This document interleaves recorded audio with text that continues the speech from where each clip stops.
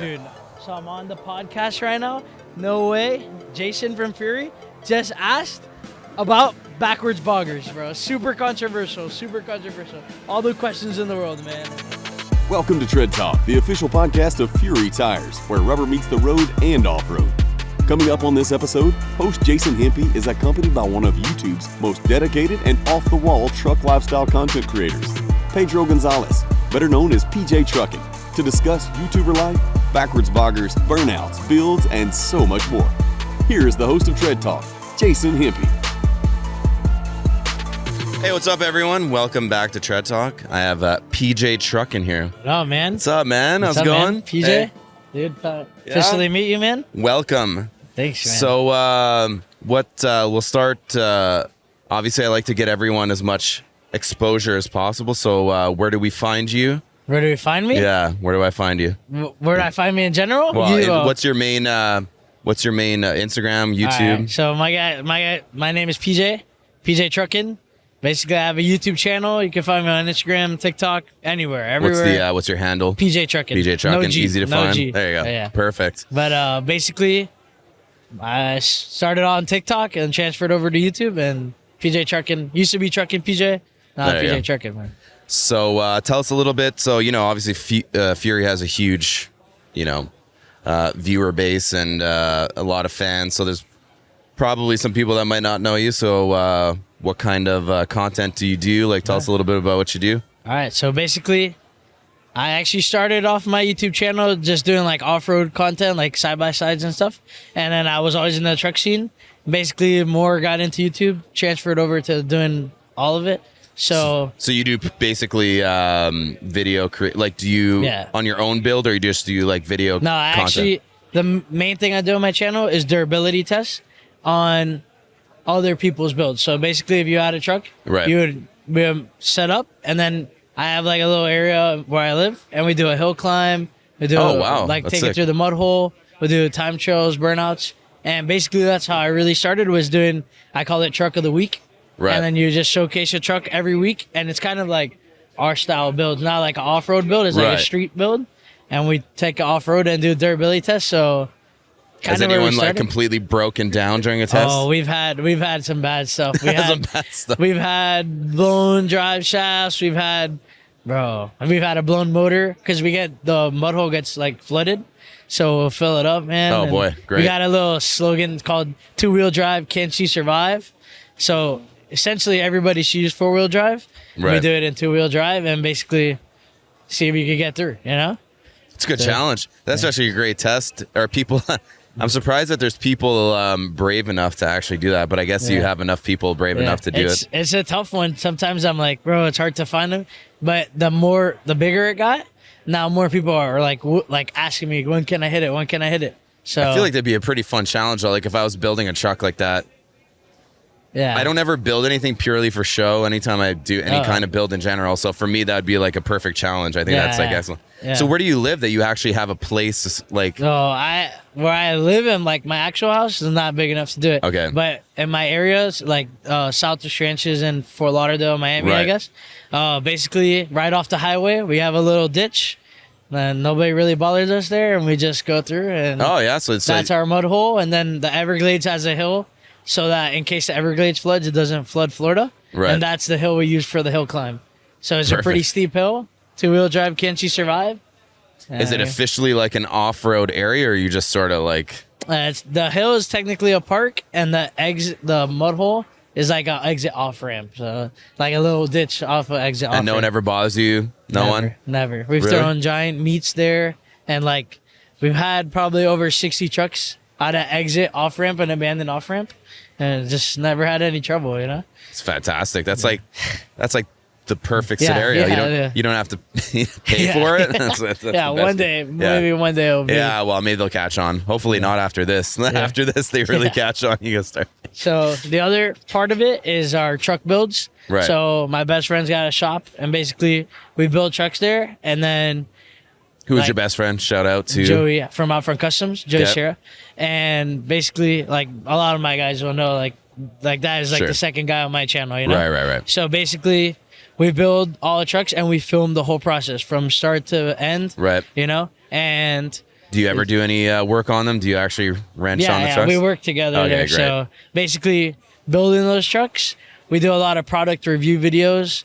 So just to make it a little bit different than like, it's a lot of talking. It's not like just like the parts coming together, you know? Like we were talking about it, like we work really closely with Poppy's Garage. Right. And basically like their lift kits are fully bolt-on, but there's a lot of components. Right. So like that's just an example of a lift that when we install it, we're able to talk about the different pieces, you know? So we just like do a little bit of product reviews and like, that's what I really like doing. That's fantastic. I think like, you know, that's a great way to differentiate yourself in a way because you're still doing content, obviously, by having these essentially full off-road videos and testing. But, you know, there's actually like really good data to get from that. It's important, you know. Put it like in the industry. Because the third part of things I do is like come to all the shows. Sure. So when I go to all the shows, that's like, I'd say the third component of my channel. And it's cool to like meet the brands and say, you know, like, hey, PMF, we just installed this. This was a great component, you know? Right. Like just. So I got to ask you. This is when I told you before I had a real funny comment to ask you. So do you like putting tires on backwards? Oh, no way. No way. Wow. This is your opportunity to kind of clear the air while your boggers are on backwards. Wow, dude, super controversial. Super controversial. It seems like every video just all right. So much hate. Right. This is your chance, man. All you get to clear it up. Clear it up. Yeah, we're ready to clear it up. So the video he's referring to is a Luma Duty we just finished up, Poppy's Garage. They put together a one-of-one setup that I'm going to explain. But basically, it's on a 20-inch Poppy's kit, and they did basically in the front a 26 by 16 on a bogger, a 44-inch bogger. Right. And the back, which makes this very custom, is a 26 by 16 facing the correct way. Yeah. And as the dually wheel, another 26 by 16 facing inwards. That's right. So the lip is where your axle is. You get it? That's right. All right. In between is a one-off adapter or a spacer, right? Yeah. And basically, to give you a reference of crunch, we didn't make it in the first day of SEMA because we're still putting it together because we can't trailer because it doesn't fit on a trailer. Right. So we had to finish assembling it in Las Vegas and get it in for the next day of SEMA. Okay. And if you could take into consideration the crunch, there's also a little bit of a complicated situation if you weren't, like we didn't mount the wheels ourselves, right? Another shop did that. Well, they weren't considering that the dually was going to be... If you take it that way, then technically that's where their mistake was, right? Right. But you can see where it's a little confusing because the wheel, now we're stuck with a bogger that's facing one way and the other way on the same dually side. Many, super controversial. I just love how many comments. I just like could picture myself, you know, because I know how it is. I know how it is. Like we've been in that situation, and I saw it. I said, I didn't know, but I said I suspect that this is a time crunch thing potentially. No, I figured that might be the case. At first, I was like, "Oh my gosh, bro! Everybody's gonna hate." Hey, man, you're getting so much attention from that one thing. I think I'm gonna start running all my wheels backwards. New trend, man. Backwards boggers. Yeah, it's good. Yeah. Dude, if we're being real, what if you're stuck in, you need to go in reverse? No, just kidding. Yeah. Now you're ready for fire tread for reverse. Interestingly enough, maybe that's some kind of weird strategy. You do the whole race or the whole run in reverse. But yeah, that little setup was super sick. It's basically that's wild, man. That one is so that truck is here. Yeah, that truck is here. I believe it's in the Fusion bumper spot. Okay. And that's another crazy. That truck's also on Carbon's coilover. That's on airbag. Right. So it's kind of cool. This is still work in progress, but getting all that done in such a little bit of a crunch was. So you put that together. Poppy's Garage built that truck. They built the whole thing. Yeah, I work closely with them. So yeah, right. So you took care of like shooting it and doing video and content and all the time. I was there the whole time. So and then that's also a 2-piece wheel. Right. So it's not just like a 26 and a 26. It's like a custom 2-piece 26. What were you? No, basically Nick let us know that we didn't do the first 2-piece 26 by 16s. Okay. But the claim is the actual idea of running a 16 inwards and outwards with the spacer in the middle, wide enough to put 44 boggers. So what was your idea behind that? Just to have that look from when you're looking under the truck? Manny from Poppy's Garage actually designed it. I think Hunter thought of it. Yeah. And basically just get as wide as possible, you know? So it's that way so that way it's actually going this way instead of having the typical, like they're both going out. If we're both going out, that wouldn't work because of the lip. But that's right. The other part is it'd be unbelievably wide. Going inwards allows you to get a 44 bogger and inside, basically. So how big is the space or like the adapter between? I would say like probably 6 inches, 4 inches. I don't know. So it's a pretty sizable adapter then. Yeah, it's like this big. Yeah. And it weighs a ton. I was gonna say, is it billet at least, or is it just? It's billet. Okay. It's nuts. It's nuts. But still, a piece of billet this big. It's huge, bro. So what do you think the weight of both wheels and the adapter are together with the tires? What do you think that weighs? I'll tell you, to mount each one takes 3 people. And the cool part is you don't need a jack for the outside one, because basically every show, if you're going to trailer that truck, every show you need to take that wheel off. I was going to say for sure. The cool part is if you drive over a piece of wood, you can put the other wheel on. Sure. Right? With the other wheel. But basically, it takes three guys to put it on. Maybe 2 guys if you got it down pack, so. You're talking about like each wheel basically? Yeah, to like mount each wheel on. Yeah. So. Yeah, I would imagine that I would have to guess. Yeah. Probably in the range of like 200 something or the other. No, dude, it's heavy. It's heavy, yeah. Yeah, that's big. It's heavy.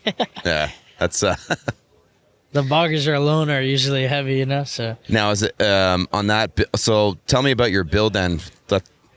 Tell me about the build in its entirety then. Just the actual build of that truck? One, yeah. So basically that truck went on a big deal we just had with Poppy's Garage. What year is it? It's I think that's a 17 body style, so F250. Yeah, right. Or F350. 350, I think, right? Yeah. So we actually thought about putting the F450 fenders on to make it a little look wider in the front. Right. So I like it plain, but I like it like the this. skate look. Yeah. But dude, that's a good thing to talk about. We could get into what's your favorite tire setup, you know, size wise. Well, don't ask me. You tell me your favorite tire. Mine is super controversial. Okay, well, it depends on what truck though. Like what truck are you talking about? So like most of our builds are what I call street trucks. Okay. You know, there's definitely different ways to classify that, but you know, there's like your 24x14s. And a level, they're 4-inch, you know? Okay. That's a 33 for me. That's what I rock. Right. But, I don't know. I guess my favorite setup, 26x16s on really 35s, but I know super controversial, so 37s. But so the tough one, the stretch, you know? The stretch argument, super controversial. But basically, dude, what was the last show we all went to? Oh, the rally? The smoke show. Okay. Tennessee. We went to Tennessee. Okay. The last show, Fury was there. Right. And they unveiled the 28, a 37 for a 28. Okay.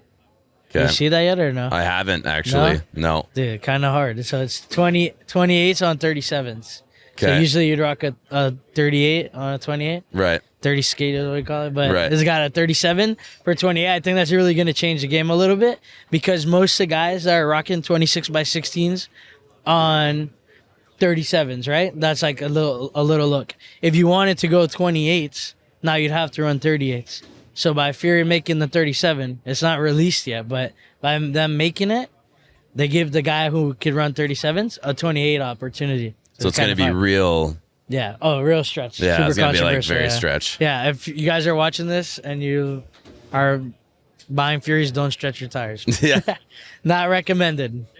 Not recommended, but done all the time. Yeah, done all the time. Yeah. Yeah.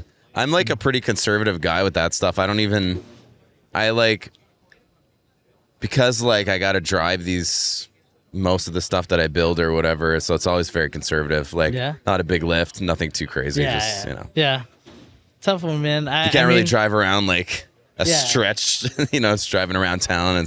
I think, you know. So like in our town, it's super common to run 24x14s on 33s or 26x16s on 35s. Okay.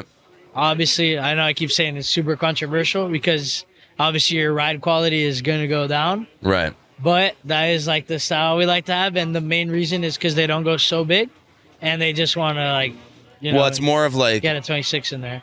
It does make it much more low pro. Like, it looks profile, more like car aftermarket in a way. You know what I mean? Like, versus like truck, where truck conventionally you always see like the bigger, you know, this looks more like, it's more refined in a way, I guess. Like, it fits the style a little bit better. Yeah, there's definitely a little market of, you know, low and wide and then stretch. And for sure. So. I mean, the one thing I'll say specifically about trucks, the suspension work is always, especially on a show, like the trucks that we're talking about, the suspension is always so well done and nice, and everything's powder coated and everything's finished properly. Having like a giant tire that covers everything that you've put all that work into. That's a good point. You know what I mean? Like, you don't want like a big, and then you see like this much of none of the lift kit, none of the frame. Especially on a smaller lift. Yeah, right. So that's a good way to look at it too. I mean, truthfully, none of these trucks are really, I mean, outside of the random person, but like most of them, they're show truck. You know, no one's really going around doing too much. Sometimes. That's a good way to look at it. But then we could go big. So let's go the big argument now. So I think a little new thing that we're getting on like on my channel is transferring from the street style setups. Now we're gonna start getting big. Okay. So dude, basically like in Miami, purpose to actually go and like no. But still just purely for luck. All right. Show trucks, but way bigger now. So basically, just in Miami alone, like where we live, there is not so many big builds. Right. And just in this SEMA crunch, right. Like through Poppy's Garage, but through like Alfred Customs and LGND Motorsports, we've put out like 8 20-inch trucks. There's like 20-inch lifts. Okay, yeah. So there's like a huge market right now, and when we come back from SEMA, there's going to be a lot of big trucks in our area, and I think we're going to start transferring that way. Well, I mean, the thing is, once you have that level, like once you're at 20-inch, you can go either. You could do either setup realistically. You can go all out on a little one, or the big ones is just never. You can never stop. You know. It's too bad it's not really doable. It'd be cool one day to see someone do a one piece to replace the whole dually of that size. Just a real stupid, a big wheel, like a big wheel, like one. That'd be kind of cool. That'd be nuts. Yeah. The face would have to be really in the middle. And then either way, it'd have to have a space shit on. Damn, for sure. It'd be like a multi-piece, but built on the axle, sort of in a way. Like the wheel would have to bolt together with a flange, but it would be one wheel. So at the final product would just have two lips. Yeah, I got you. Damn, you know, like the two would mate. Bolt on the inside, but then it's all flat. And you have your wheel, and you'd have a wheel like to replace a dually of that size. Of that size, that's 32 inches. Oh, yeah, you know. We're gonna get a tire for that. Hey, if there's a market, these guys, you know, that's how Fury kind of started, really, for all the. Do you have any background on that or no? I don't know too much of the background. Fury really started because there was a need for a lot of the random tire sizes that weren't really being supported for the guys that were doing like larger sizes, and they just didn't really exist, especially as guys started getting bigger and big, like there was nothing available. Keeps getting bigger, So that's kind of where they really started for the most part. That's how that kind of started. And then from there, obviously, it turned into like what it is now. But yeah, really, that was the original idea was, they kind of pioneered some of those sizes, and it allowed guys to go much bigger, especially if you wanted to do a stretch, you could kind of like go a little bit bigger. So yeah, it's What's cool. your favorite pattern? Oh, probably like even the MT. Oh, that's the new MT2. Yeah, I like that one. Yeah. That's the good. MT2s are really wide and they're like really aggressive. Yeah, these are great. But MT1s are a classic, dude. The MT1s always come down to one of the nicest looking tires for all these builds. It is. It really changed the. That's the other thing too about them. Like I think a lot of the philosophy was, it had to do with the aesthetic as well. Course, they look a certain way. You could tell when it's a Fury on a truck. I remember the first year that I came was 2019, the first time I ever came, and you know, when we were the car that we had built was outside, and there were so many trucks. It was just, and I couldn't believe how many. That year was like, it was, you know, every year was getting more and more truck, and then that year, like, it was just like insane amount of trucks. And I'd say, like, I don't know, most of the trucks, I remember saying, like, wow, those are, I didn't really know Fury at that time, right? So, and I remember seeing them then. I said, oh, and they looked nicer than a lot of the tires that had been around. So, yeah, I think that was a big part of what they did. But no, they definitely did. I remember when they started, like, changing the game in that way. Oh, yeah. So that's pretty exciting. So the truck that's here, did you have any part of the build? Like the red truck? Yeah. So we actually finished a truck in 15 days. Okay. That was a kind of a big deal. At Outfront Customs, that's like our shop. So basically, the deal between that is, by the time the lift got made and shipped out fully, so basically, our SEMA crunch, we technically got a job with 15 days. Okay. If you could pop up the clip, it'd be fire. But basically, it's a 20-inch Poppy's Garage lift kit on a steel body F250, so like 11 to 16. Yep. And basically, it was the second one ever installed. So the first one was getting installed at the same time. Right. So we're also battling a little bit of, like, you know, mocking and all that stuff.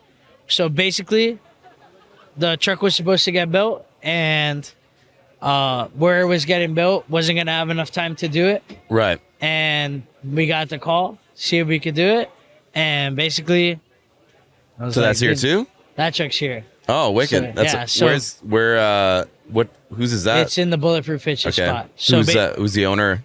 His name is Cameron, 850. Yeah. I think I saw that. I think you posted that. Yeah. You'll see that truck plastered all over my social media, because basically we got it with 15 days to build, and that's a truck that was already on a 12-inch lift kit. Right. The truck had been sitting for 8 months, and the lift was in a crate. So the only way to get it done was if we took the whole team, like our whole team had to completely take everything out of their schedule and, like, really turn it up. You did a SEMA build.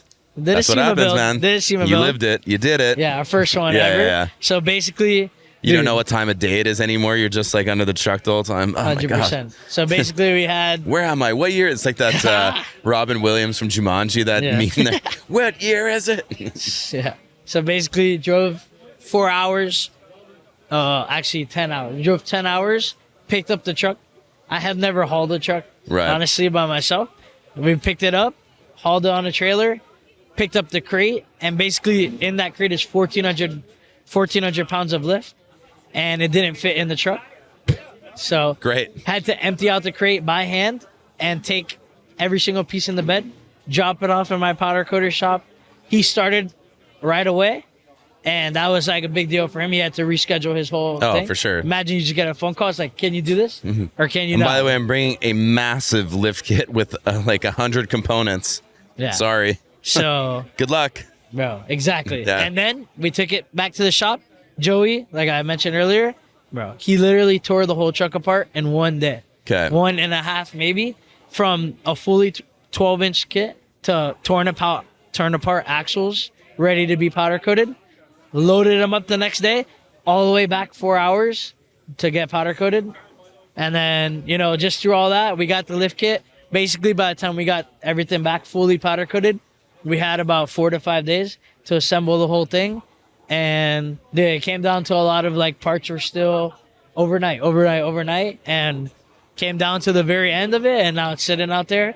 Trucks, in my opinion, it somehow, like, miraculously always comes together. You think, like, there's absolutely no way, and then it's like the last day, and you're just doing the last, like, detailing, and you're like, I don't really know how I got here, to be honest. It's like a bizarre thing. I've lived it so many times that, like, it's a strange thing to be a part of, because, like, 4 days before that, you're like, there's absolutely no way this is gonna happen. No, I agree. I actually want to give a shout out to the team, DC Powder Coating. Bro, he actually had to powder coat that whole entire thing twice because the materials that the customer picked, they just didn't go together. So, and we found what was the issue? Super Chrome Plus and Shocker Yellow. And, like, it didn't look like what it was supposed to look like in the render. Okay. Because certain parts are just different materials. cast iron versus steel. Right. It looked it different. It doesn't look it doesn't. So he had to literally restart, and like you get the crunch we're on. He had to restart completely. You got to sandblast all of that or strip it or whatever. Redo it all and start over with heavy silver. Wait another day for powder coat. So we ended up doing heavy silver and shocker yellow. I feel like still get it done. There can't be anything more demoralizing than that day when you're like, bad. Man, you did an amazing job, but the color just sucks. I'm sorry. Can you do this all again? Yeah. A big deal was like we had the guarantee to go to SEMA. Right. After that problem, we lost the guarantee. We're like, to do this right, we have to take this all apart. There's just no way we're going to send it anywhere out of our shop if it's not correct. You know, I can't put it all together and take it all apart. Unfortunately, that is the trade-off, you know? Yeah. Like if you're going to come here and you really want to like show what you can do, just to bring it here is great, but there's a lot of cars here, right? There's the guy who wants his truck built, and after this show's over, he's got to drive that thing every day. That's right. And like this is something maybe, you know, sometimes we get like lost in it and we're like, dude, this is a 30-inch truck, 20-inch truck, but like there's that guy who's like, that's my 30-inch truck, you know, and he's dreamed about his whole life. So after SEMA, the show is over.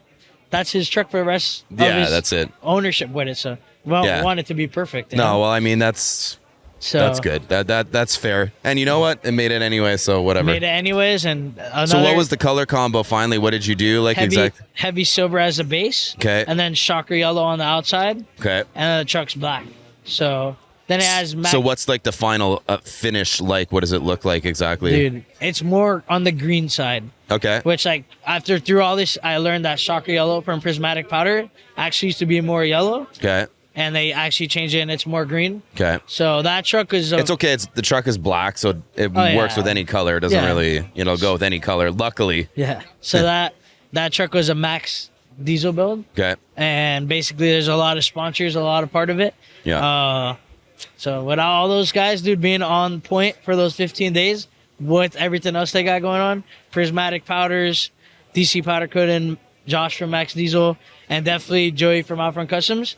Bro, that guy, no sleep, nonstop, and like he's a big quality guy. So, you know, we live close to Poppy's Garage, and also another guy without Manny from Poppy's Garage be very difficult. And basically, you know, there's just, dude, a lot of people put in a lot of phone calls and time and work. Fat Boy Customs and the lighting. We did a set of NG lighting, rock lights. They're 150 pieces. Unreleased. We did it for the first time on here. Okay. So it was 30 pieces of 150 piece LEDs. And basically, instead of just a light pod that aims right down on the object, it's got 4 different corners. Yeah. With lights facing like to the left, to the right, at an angle. So you really light up the whole... more than just the object right. under each that pod. I actually think I saw that, and I think the thing that I noticed was that it seemed much more lit up, especially like in the wheel wells almost. Nice. Like That's a big deal because it goes to the right. Yeah. And those are magnetic. There's another big deal. Okay. So you could just stick them on your frame. Oh, interesting. Yeah. So, and I know, dude, I was the biggest guy. I'm like, there's no way that it'll go through my mud hole and stay on there. But you could pull the toolbox like a toolbox. You get with a I wire wouldn't worry. and pull it like this. As long as there's nothing in between it when you put it on. Yeah, no. If it's a strong enough magnet. So how are they wired? So they actually come plug and playable. You can plug and play it. It's all in like one harness, basically. Yeah, that comes. They'll go to like a bunch of outfitters. But basically, what happens is when you have, it's like, let's say 30 foot of cable for each light. Yeah. We're doing 30. There's a ton of wires. If you were to leave it like that, maybe we'd call it like a rat's nest. Yeah. So the right way to do it, which is like my guy Sebastian from Fat Boy Customs, he does our rock lights installs, and basically he cut every single one of them and ran a positive negative wire all together, did all the wiring, and then that'll go to your factory outfitters and then the battery. So he almost did he made his own harness essentially. Yeah. Technically, I guess you could put it that way. Right. So like that's a common thing. If you're putting 4 rock lights, maybe you'll just leave the wire and tuck it nicely. But when you're doing 30 and you have 30 feet. Yeah, it's look a little. Yeah, so, that's good. But, all right, man. Well, listen, glad to see you have some builds here. Pleasure meeting you. Thank you, man. And Yeah, I'm gonna go check them out now. I came like right off the plane right to here, so I'm actually gonna go like attempt to. From Canada? Yeah, from Montreal. Montreal. Yeah. They got any trucks over there? What's that? They got any trucks? Oh, they do, but like we have to deal with an insane amount of winter nonsense, so it's a little bit of a different. See if Fury Tire wants to make winter tires. Dude, I want to get into some snow content for sure. Hey, man. Yeah, hey, you got to come up. We'll go. We'll go find something. Well, thanks for tuning in to this episode of Tread Talk. Thank you to PJ. Anything you wanted to close with? Yeah, I actually do. I actually want to say thank you to, I guess, my fans, but really just anybody who supports me. Dude, like maybe like 2 years ago, I was just a little dude with an iPhone camera filming trucks that were in front of me. And dude, there's just so many people that really support me, especially like from the beginning. And then as I meet, like, I just really am appreciative and grateful for that. And dude, it's crazy to be here. And dude, thank you. Thank you guys to support me, bro. Awesome, man. It's a big deal. So thanks for being here. I appreciate you, man. Yeah. Thank you.